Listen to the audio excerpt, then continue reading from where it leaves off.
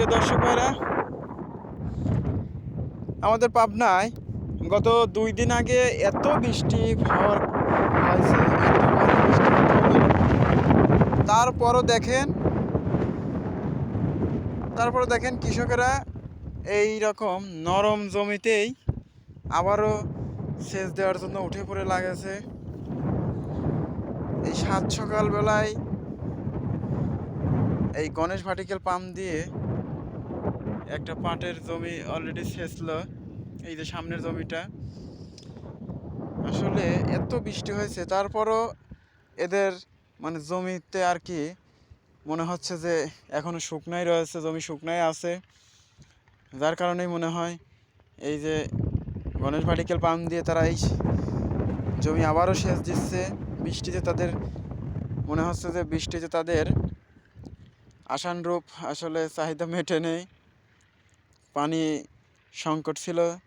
এই জন্যই তারা এই যে বৃষ্টি 2 দিন যেতে না যেতেই আবারও সেচ কাজ শুরু করে দিয়েছে এই যে গণেশ ভার্টিক্যাল পাম্প দিয়ে। তো আসলে আমরা কৃষক ভাইরাই উঠে পড়ে লাগে সেচার জন্য। আসলে আমাদের একটু ধৈর্য নাই। এই যে এই জমিটা এই সকাল সকালেই সেচ দিয়ে দিল, কারণ পাট এই যে পাট বোনার পরে তারা মনে হয় এই জমিওয়ালায় কৃষক ভাই মনে হয় সেচ দিতে পারেছিল না।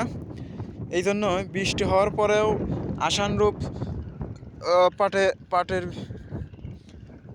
আশানুরূপ পাট বের হচ্ছিল না, উপরে মাটির চটা ধরে গেছিল। এই কারণে এই যে সকালবেলায় জমিতে সেচ দিয়ে দিয়েছে পানি। তো এখন আশা করা যায় পাটের বীজগুলা অনেক ভালোভাবে অঙ্কুরোদ্গম হবে, বের হবে। তো এই জন্যই মূলত পানি দিছে, বৃষ্টি হওয়ার পরেও আবারও পানি দিল।